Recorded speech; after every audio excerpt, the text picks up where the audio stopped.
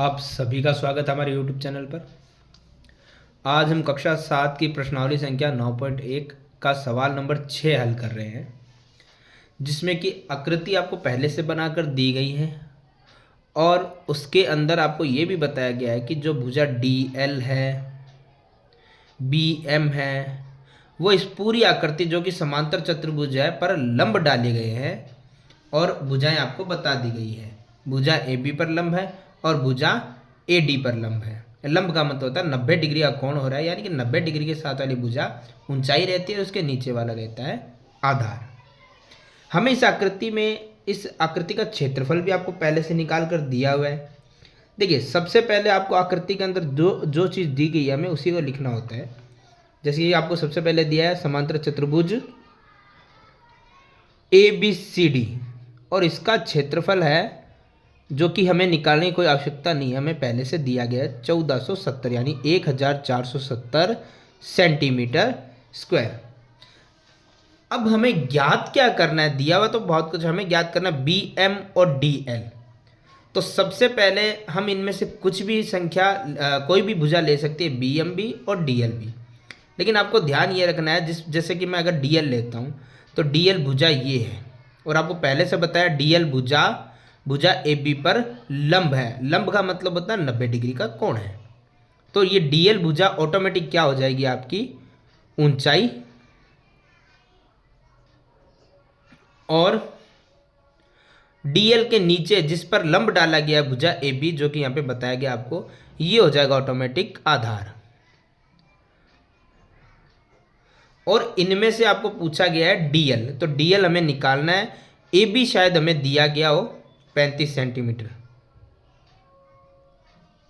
अब यह आकृति समांतर चतुर्भुज है तो हम उसी का फॉर्मूला लगा देंगे। समांतर चतुर्भुज ABCD का क्षेत्रफल जो कि होता है आधार गुणा में ऊंचाई। इसमें आपको एक्स्ट्रा कुछ नहीं करना है, क्षेत्रफल के नीचे क्षेत्रफल लिखना है, जो कि पहले के सवालों में भी ऐसे ही था। इक्वल आधार के नीचे आधार जो कि हमें दिया गया 35 और ऊंचाई के नीचे ऊंचाई जो कि हमें नहीं दी गई है DL, वो हमें ज्ञात करना है। तो ऐसा इन सवालों में होगा कि हमें कुछ ना कुछ ज्ञात करना होगा। अभी हमें ज्ञात करना है DL, तो उस भुजा को हम उस तरफ रख देंगे और बाकी बराबर से एक तरफ हम कर देंगे। जैसे ये 35 यानी 35 जो गुणा में था वो चला गया भाग में। अब हमें करना क्या है, सिंपल सा 35 का 1470 में करना है भाग। ये आप कट भी कर सकते हैं, 5 के पाड़े से जा रहा है या 7 के पाड़े से, किसी अन्य पाड़े से, या फिर आप सीधा भाग लगा के भी देख सकते हो। उसके लिए आपको 35 का टेबल लिखना पड़ेगा। 35 एकम 35, 35 दूना 70, 35 × 105, 35 चौके 140। तो 147 में से 140 जाएगा। पहले तो कितनी बार गया, 4 बार। ये भाग लगाकर आप देख सकते हैं। 7 बचा, 0 उतरा, 70 हो गया, 35 दूना 70 और सेंटीमीटर। ये आ गया आपका DL जो कि हमसे पूछा गया। लेकिन अभी तक एक चीज़ आई है, DL आया है। अब हमें BM भी निकालना है। तो BM क्या है, सबसे पहले तो ये देख लो। हमने यहीं से देख लिया था कि DL अगर ऊंचाई था तो BM भुजा भी तो लंब डाला गया, तो BM भी क्या है हमारे लिए, ऊंचाई। और इसी के साथ इसके अंदर आपको आधार भी देखना पड़ता है। तो आधार हमारे लिए क्या है, जैसे DL भुजा थी AB पे लंब तो AB आधार था, BM भुजा है AD पे लंब तो AD आधार रहेगा, जो कि हमारे पास कितना है आप देख लीजिए। AD आपको कहीं दिया हुआ, ये रहा 49 सेंटीमीटर। अब वापस से हमें वही करना पड़ेगा कि समांतर चतुर्भुज है तो उसी का सूत्र लगाना पड़ेगा। समांतर चतुर्भुज का क्षेत्रफल जो कि होता है आधार गुणा में ऊंचाई। क्षेत्रफल के नीचे क्षेत्रफल वापस वही रहेगा 1470, 1470 इक्वल आधार हमारे लिए कितना था 49 और ऊंचाई फिर से हमें पता नहीं है, जिसका नाम हम लिख देंगे BM। तो BM इस तरफ ही रहेगा, बाकी सब उस तरफ चला जाएगा। 1470 और ये 49 जो मल्टीप्लाई में वो चला जाएगा डिवाइड में। तो अब हमें भाग करना है, आप कट कीजिए या भाग कीजिए। 49 से कम 49, 49 दूना 98, 49 × 147 और 0 का 0 सेंटीमीटर। ये आ गया आपका BM। तो हमसे यहाँ पर BM और DL पूछा गया था, दोनों हमने ज्ञात कर दिया है। ये हमारा सवाल नंबर 6 होता है कंप्लीट।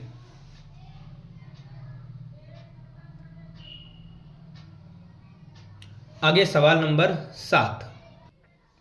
सवाल नंबर 7 में हम वही देख रहे हैं कि सबसे पहले एक आकृति त्रिभुज की दी गई है और हमें दिया गया कि त्रिभुज ABC में A पर समकोण है, यानी जो ये आपको A दिख रहा है यहाँ पर समकोण 90 डिग्री का कोण रहने वाला है।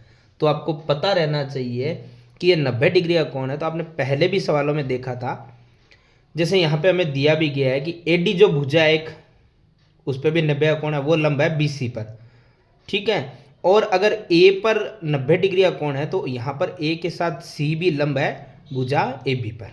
ये 90 डिग्री का कोण, ये ऊंचाई होगी, या आधार हो गया। यहाँ पे आपको AB की लंबाई, BC की लंबाई और AC की लंबाई दी गई है, AB, AC और BC। तो हमें त्रिभुज ABC का क्षेत्रफल निकालना है। यदि आपको त्रिभुज ABC का क्षेत्रफल निकालना है तो उसका फॉर्मूला सबसे पहले चाहिए, जो होता है 1/2 आधार गुणा में ऊंचाई। 1/2। अब हम देखते हैं आधार इसमें हमारे पास कौन सा है। देखिए, अगर हमें आधार इसको भी ले सकते थे क्योंकि ये लंब है, ये ऊंचाई रहती, लेकिन AD तो हमें ज्ञात करना है। AD अगर हमारे पास भुजा दी होती तो ये ऊंचाई और ये आधार हो जाता और हम सवाल इस तरीके से कर सकते थे। लेकिन अगर आपको ये नहीं दिया गया तो अब हमें इस दूसरे वाले 90 डिग्री कोण को देखना होगा। तो ध्यान से देखिए, जो 90 का कोण होता है उसके साथ वाला ऊंचाई रहेगा और नीचे वाला आधार। इसको आप घुमाकर भी देख सकते हैं आकृति को, कि 90 के साथ वाली ऊंचाई और 90 के नीचे वाला आधार रहता है। तो आपका ऊंचाई हो गया 12 और आधार हो गया हमारे पास 5 सेंटीमीटर। 2 से 12 कट रहा है 6 बार, 5 गुणा 6 होता है 30 और सेंटीमीटर स्क्वायर। अभी सवाल कंप्लीट नहीं है क्योंकि हमें AD की लंबाई भी निकालनी है, जो कि ये रहा। अगर हमें AD पता करना है क्या है तो आपको पहले ही मैं बता चुका हूँ। यहाँ पे AD भुजा BC पर लंब है, तो जो भुजा लंब है वो तो होती है ऊंचाई, और किस भुजा पर है? BC भुजा। BC होगा आधार, जो हमने समांतर चतुर्भुज में भी देखा था। तो हमें यहाँ पर ये तो क्लियर है कि AD ज्ञात करना है, लेकिन BC तो हमें दिया होगा। BC 13 सेंटीमीटर, यहाँ लिखा भी है, ये रहा BC 13 सेंटीमीटर। तो अगर आपको आधार या ऊंचाई भी निकालना है तो उसी आकृति का क्षेत्रफल का फॉर्मूला लगाना पड़ेगा, जो आकृति आपको दी गई है। समांतर तो समांतर चतुर्भुज, और त्रिभुज है तो त्रिभुज का सूत्र।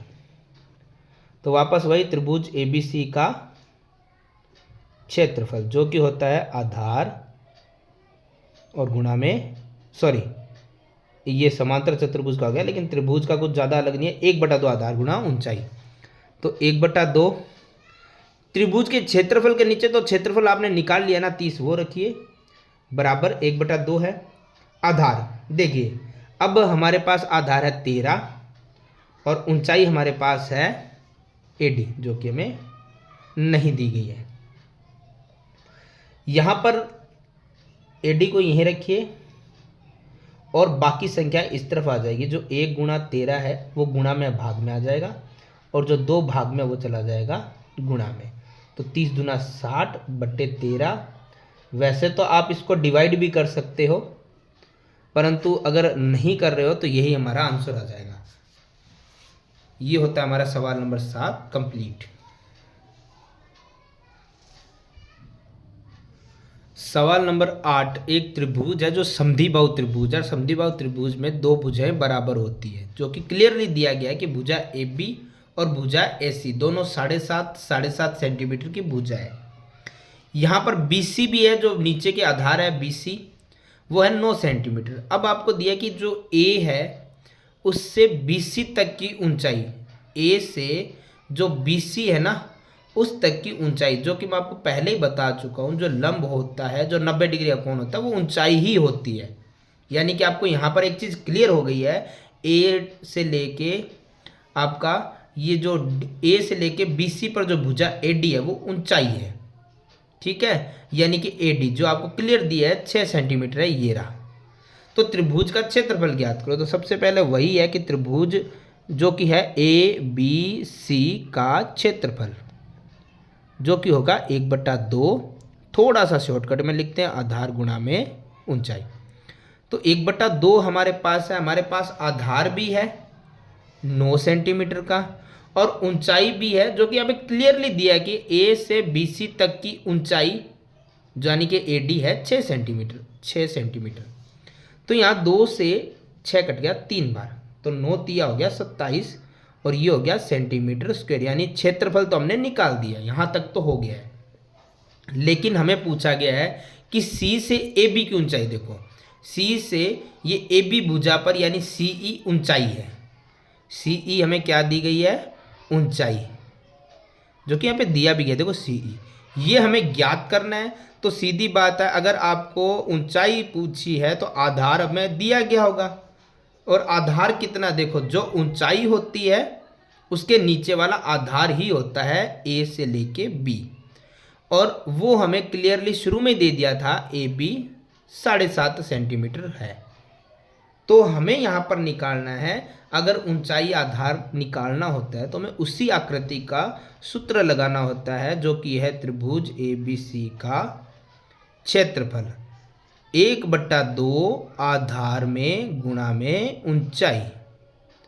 तो हमारे पास क्षेत्रफल के नीचे क्षेत्रफल आएगा 27, 1/2 गुणा में आधार जो कि हमारे पास है 7.5 और गुणा में ऊंचाई जो कि हमसे पूछी गई है C से लेके E 27 है। ये जो 1 गुणा 7.5 है वो गुणा से चला जाएगा भाग में, और ये 2 जो भाग में वो चला जाएगा गुणा में।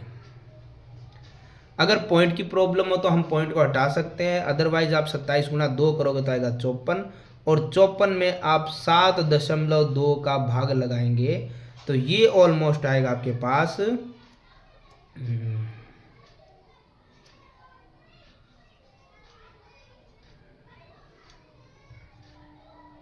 7.2 सेंटीमीटर जो कि हमारा निकाला है CE। तो इस प्रकार से सवाल नंबर 8 और प्रश्नावली संख्या 9.1 होती है कंप्लीट।